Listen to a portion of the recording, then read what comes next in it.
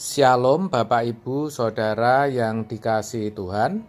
Seri pengajaran hari ini berjudul Tubuh Dosa Kehilangan Kuasa. Kita baca terlebih dahulu apa yang tertulis dalam Roma 6 ayat 5-6. Demikian, sebab jika kita telah menjadi satu dengan apa yang sama dengan kematiannya, kita juga akan menjadi satu dengan apa yang sama dengan kebangkitannya. Karena kita tahu bahwa manusia lama kita telah turut disalibkan, supaya tubuh dosa kita hilang kuasanya, agar jangan kita menghambakan diri lagi kepada dosa. Saudara, ayat di atas ketika kita renungkan sungguh-sungguh, ternyata menyatakan kebenaran yang luar biasa, yang akan membawa kepada perubahan hidup menjadi seperti Yesus, dan akhirnya akan membawa orang percaya untuk beroleh hidup yang kekal. Saudara, dikatakan ketika kita menjadi satu dengan kematian Kristus, maka manusia lama kita turut disalibkan. Jadi, kunci agar kita bisa menyalibkan manusia lama, artinya agar kita tidak menuruti kedagingan dan hawa nafsu keduniawian kita, atau agar kita bisa mematikan kodrat dosa, adalah kalau kita menyatu dengan kematian Kristus. Ini tentu tidak mudah.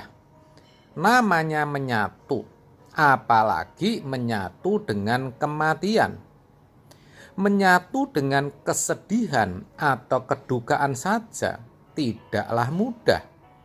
Coba kalau ada orang yang sedih karena anaknya yang memberontak, atau orang berduka karena orang yang dikasihinya meninggal, kira-kira bisa tidak saudara merasakan kesedihan atau kedukaan yang sama dengan orang itu?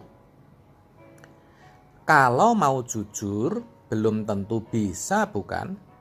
Apalagi yang namanya menyatu dengan kematian, terlebih kematian Kristus yang belum pernah kita bertemu secara fisik, saudara. Pasti susah sekali, bukan?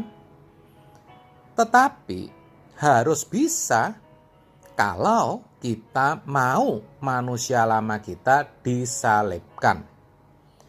Tentu ini memerlukan tekad yang bulat dan utuh, agar dalam pikiran kita bisa benar-benar menerima bahwa ada satu pribadi yang telah rela memberikan nyawanya bagi kita. Pikiran ini harus terus kita update setiap saat, setiap hari, dengan sekuat tenaga sepanjang umur kita, sampai kebenaran ini benar-benar tertancap di dalam hati nurani kita. Saudara, barangkali mendengar penjelasan ini, saudara jadi putus asa, atau paling tidak berkata, "Wah, kalau begitu siapa yang bisa?" Nah, justru itu saudara, maka saya katakan kita harus punya tekad yang bulat terlebih dahulu. Dengan usaha yang disertai tekad yang bulat itu, tentu melalui Roh Kudus Allah yang akan memampukan, maka kita tentu akan mampu Begitu saudara. Dan yang menarik, kalau kita lakukan nasihat ini, bukan berarti kodrat dosa atau manusia lama kita hilang secara otomatis.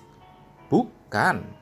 Sebaliknya, kodrat, natur, atau kecenderungan untuk berbuat dosa itu masih tetap ada. Cuma sudah hilang kuasanya.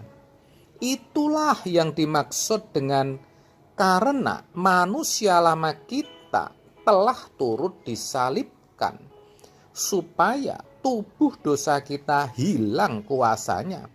Roma 6 ayat 5 sampai 6 yang kita baca di atas tadi. Gambarannya begini saudara.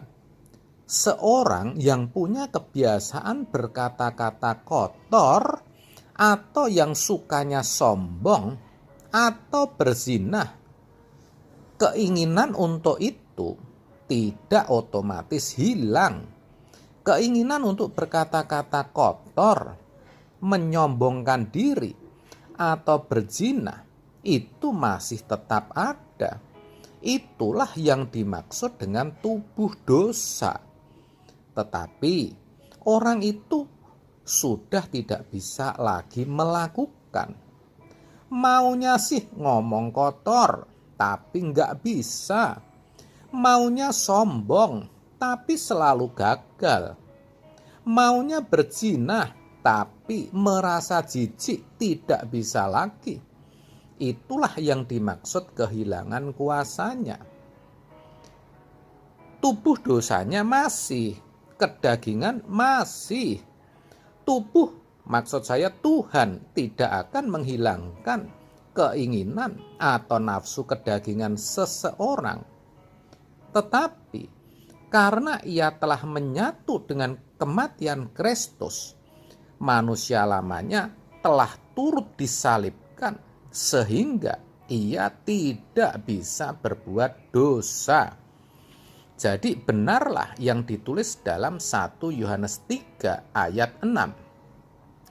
Karena itu setiap orang yang tetap berada di dalam Dia tidak berbuat dosa lagi. Setiap orang yang tetap berbuat dosa tidak melihat dan tidak mengenal Dia. Setiap orang yang tetap berada di dalam Dia, maksudnya di dalam Kristus, menyatu dengan kematiannya, tidak berbuat dosa lagi. Begitu saudaraku. Kiranya kebenaran ini boleh menginspirasi dan membawa perubahan hidup kita menjadi semakin serupa dengan Yesus. Amin. Tuhan memberkati.